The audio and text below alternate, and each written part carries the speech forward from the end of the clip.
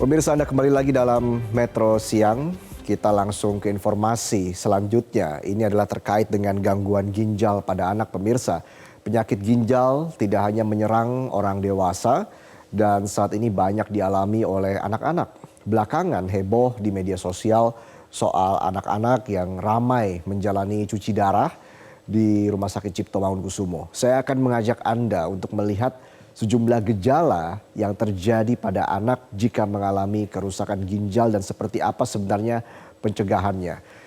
Kalau kita bicara soal gejala dari gagal ginjal atau kerusakan ginjal ini, pemirsa, pada anak, diantaranya itu terjadi pembengkakan pada bagian kaki, di bagian kaki kiri dan juga kaki kanan. Lalu ditemukannya darah dalam urin dan juga terjadi peningkatan jumlah sel darah putih pada urin.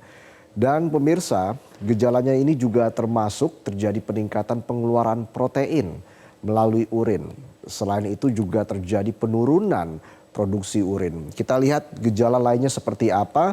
Ada juga sejumlah gejala-gejala lain, yaitu seperti hipertensi, tekanan darah tinggi ya, dan juga ada gangguan pertumbuhan, pucat, lemas. Pucat ini tentunya karena anemia, kekurangan sel darah merah, lalu sesak, demam yang terus berulang, dan juga ada kelainan tulang. Nah, lalu sebenarnya pencegahannya itu bagaimana jika memang seorang anak mengalami gangguan ginjal? Yang pertama, jelas jangan sampai si anak ini dehidrasi, terutama saat diare atau muntah-muntah, dan tentunya mengurangi paparan terhadap infeksi termasuk juga saat kehamilan.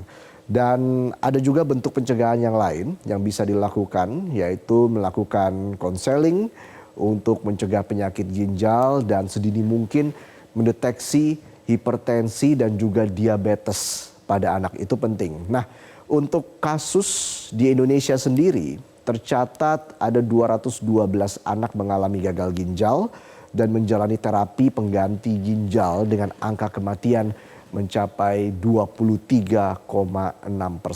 Itulah tadi sejumlah data terkait dengan gejala lalu pencegahan terhadap penyakit ginjal pada anak. Nah, kita akan langsung membahasnya, pemirsa, dengan seorang dokter tentunya, bersama dokter spesialis anak Rumah Sakit Cipto Mangunkusumo, yaitu Dr. Eka Laksmi Hidayati. Selamat siang, Dr. Eka.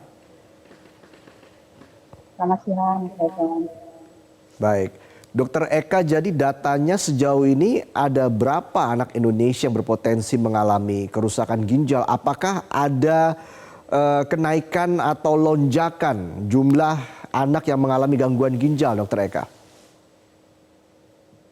Ya, baik. Ini saya ingin mengenai judul keserangan penyakit ginjal pada anak itu ya.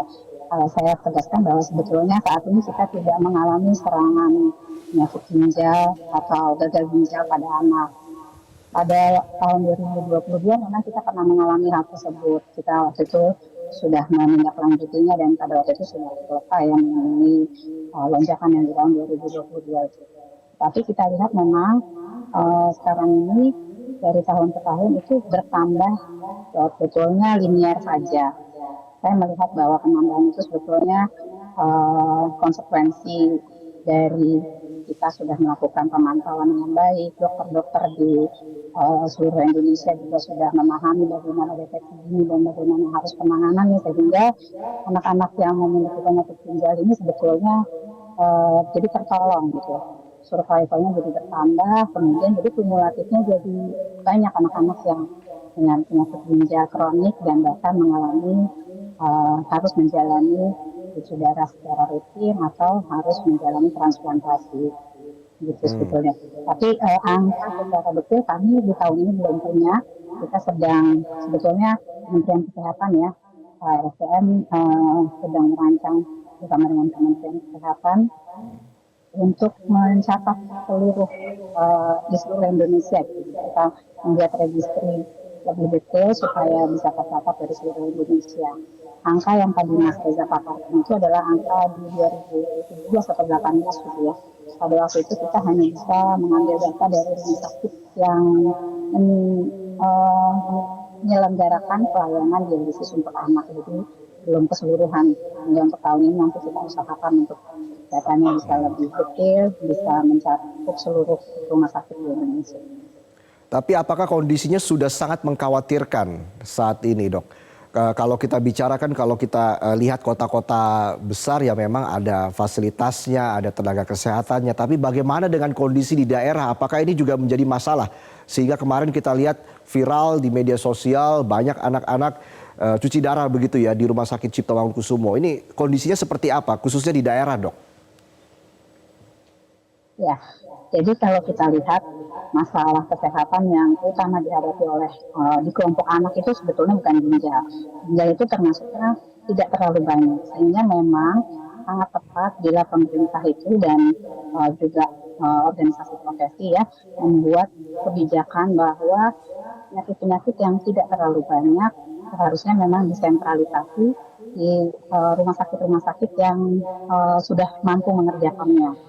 Karena memang nyatanya beban frekuensi penyakit ini tidak terlalu banyak pada anak penyakit ginjal.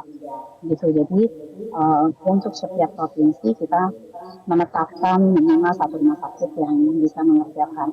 Saat ini memang belum semuanya, tetapi sedang dalam upaya untuk hal tersebut. Baik, jadi dipusatkan begitu ya. Ini saat ini dipusatkan ke RSCM seperti itu ya, Dok? Tidak juga Mas Reza. Jadi sebetulnya di provinsi-provinsi juga ada, seperti di Surabaya ada, di Jawa itu semua ada. Kemudian Oke. juga di luar Jawa juga sudah cukup banyak yang bisa mengerjakan dialisis atau cuci darah untuk anak. Juga transplantasi itu juga bukan hanya di RSCM, tetapi bisa juga di beberapa tempat lainnya.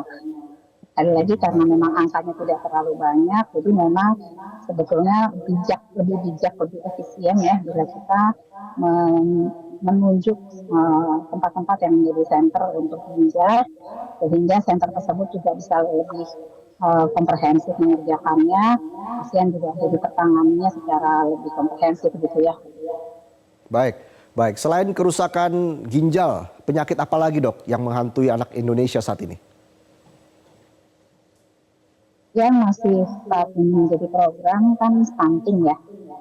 Nah, stunting ini juga sebetulnya di situ kita bisa masuk banyak penyakit dari kita mendeteksi stunting.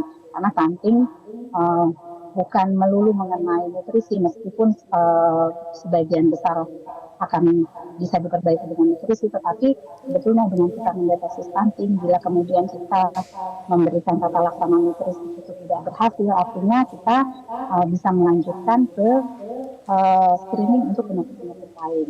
Banyak juga pasien-pasien gagal ginjal yang rutinnya itu, artinya dia datang ke dokter tuh dengan pertumbuhannya yang terganggu ya. Jadi tinggi badannya tidak sesuai dengan usianya, gitu. Kemudian setelah dievaluasi ternyata ginjalnya yang bermasalah. Jadi Baik, itu program yang sangat bagus. baik. Baik, Dokter Eka, terima kasih atas penjelasannya. Dokter spesialis anak Rumah Sakit Cipto Mangunkusumo atau RSCM, Dokter Eka Laksmi Hidayati, sudah memberikan keterangan dan juga penjelasannya bersama kami dalam Metro Siang hari ini. Selamat siang, Dok. Jelajahi cara baru mendapatkan informasi. Download Metro TV Extend sekarang.